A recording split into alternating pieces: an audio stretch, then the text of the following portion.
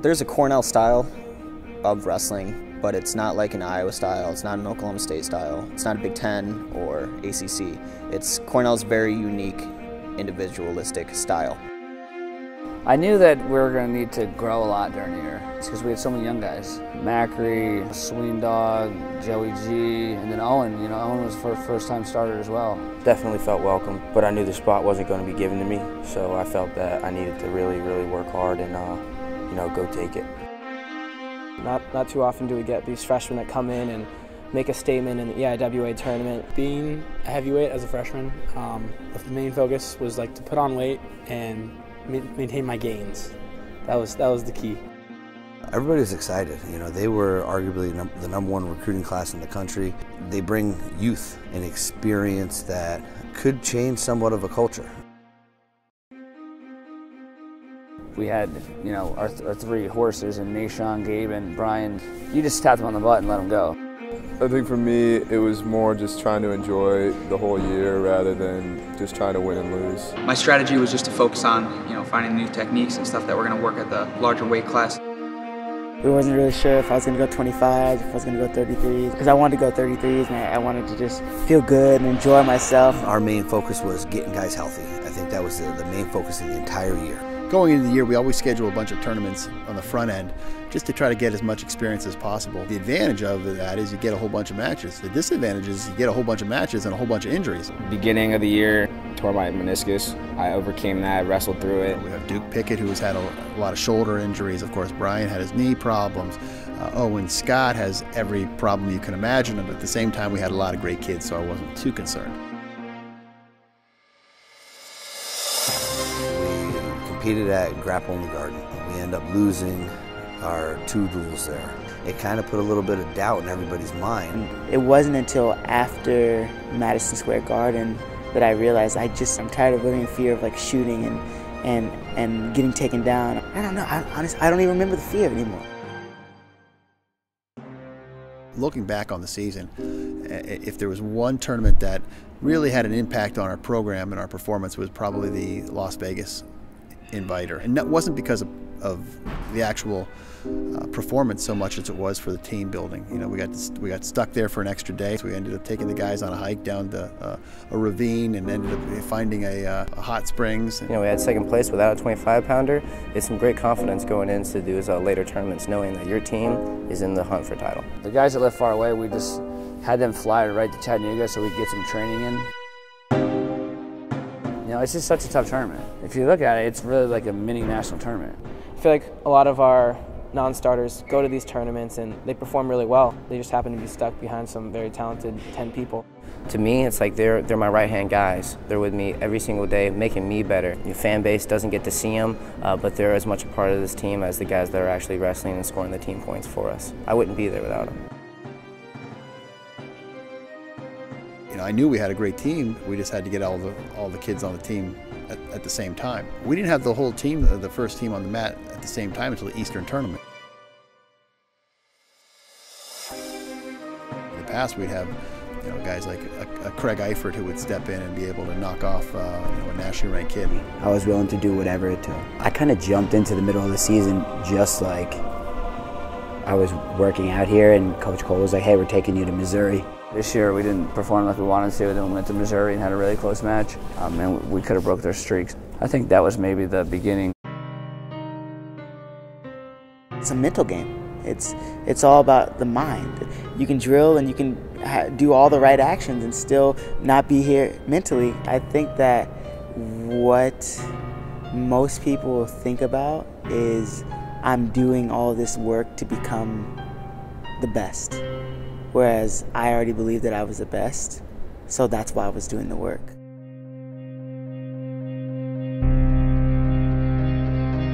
When we start wrestling the Ivies, I start coming out hot. I had a bunch of friends and family come out, and I had to wrestle CJ Cobb, who he was pretty tough. I think he was like number 10 in the country at the time. Just had to beat him up in front of the home crowd. They actually brought a bus, like a school bus full of people. It meant the world. It was my first big win, and at the time I thought we were still capable of winning the duel. When I was wrestling Brown, I broke my jaw. The rest of the season I go wear that big mask. We sat our guys when we had to.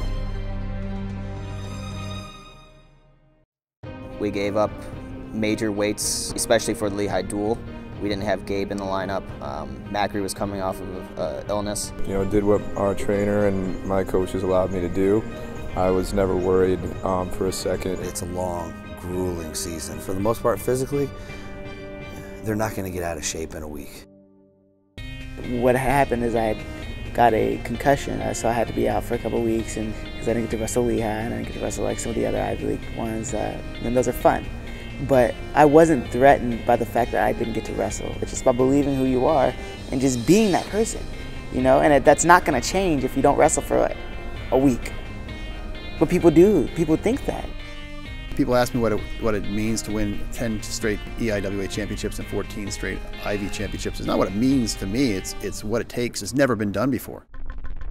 And the reason for that is because we've got unbelievable administrative support, unbelievable alumni support, and we've been very successful in bringing in great kids with great families. And when you put that combination together, you're going to have success. And so going into the Easterns, I was extremely confident that the team was ready.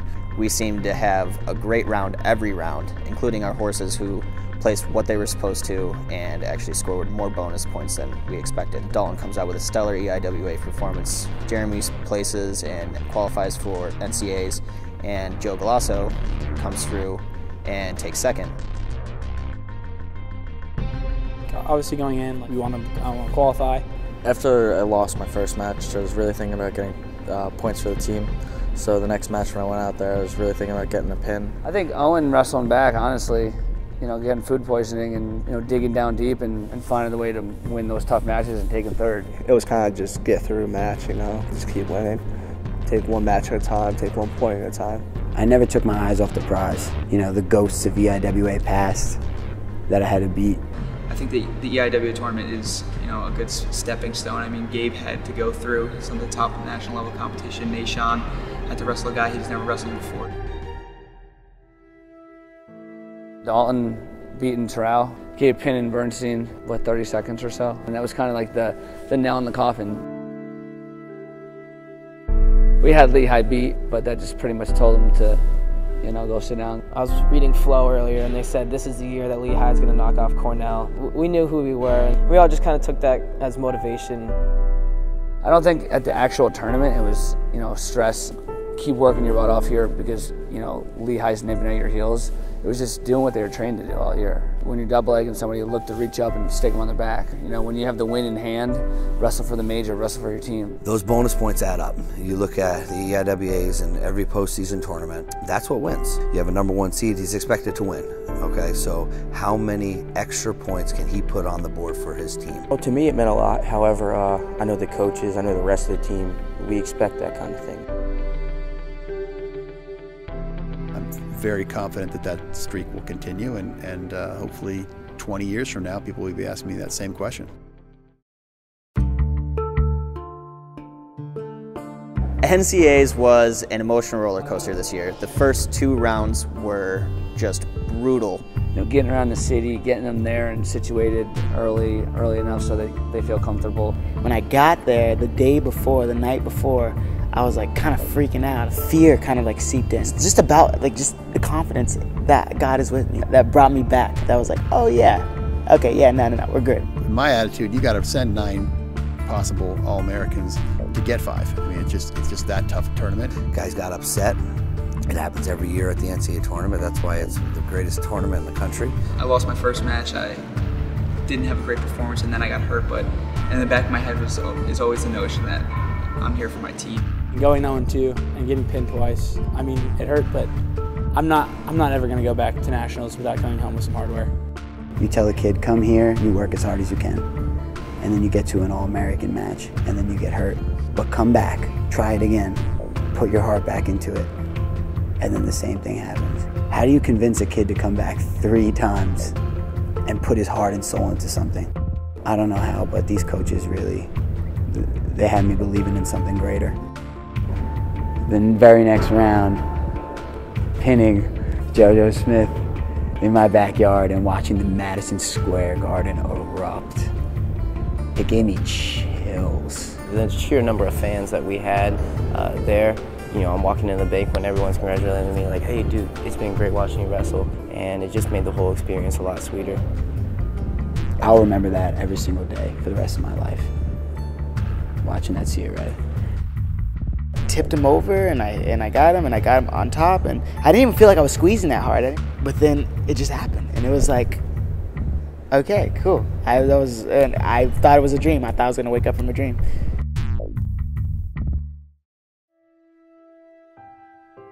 Sitting in the tunnel before the NCAA finals, there's emotions, you know, running wild. Laughing and joking around before I had to run out of the tunnel, and Damien was right next to me, and Mike was on the other side of me. And you know, it's really, you know, kind of an honor and a privilege to be, you know, in the corner with these guys, because, you know, as an athlete, I never got the chance to do that. It was like a reality that time had not caught up with. Like, I already knew I was going to win. I had complete and total peace about the match. I just knew what I had to do. You can see the excitement that they have getting ready to run out through that tunnel and walk up on that stage, and that's the greatest stage in wrestling, you know, at the college level. All the preparation's done, so it's just clear your mind and go out there and have fun. Do what you've been doing all year, don't change a thing. For me, when they finally reach their goal, winning, whether it's winning a national championship or being an All-American, it's less exultation and more relief. Just that sheer joy and love of after the event. It represented much more than just myself, but a whole bunch of people that have helped me get to where I am today. You know, to be able to wrestle in front of thousands of people in Madison Square Garden is pretty special, and something that I will remember the rest of my life. I obviously didn't do what I wanted to do this year, and I didn't have the success that I was hoping for, but from those failures I'm going to learn and I'm going to get better.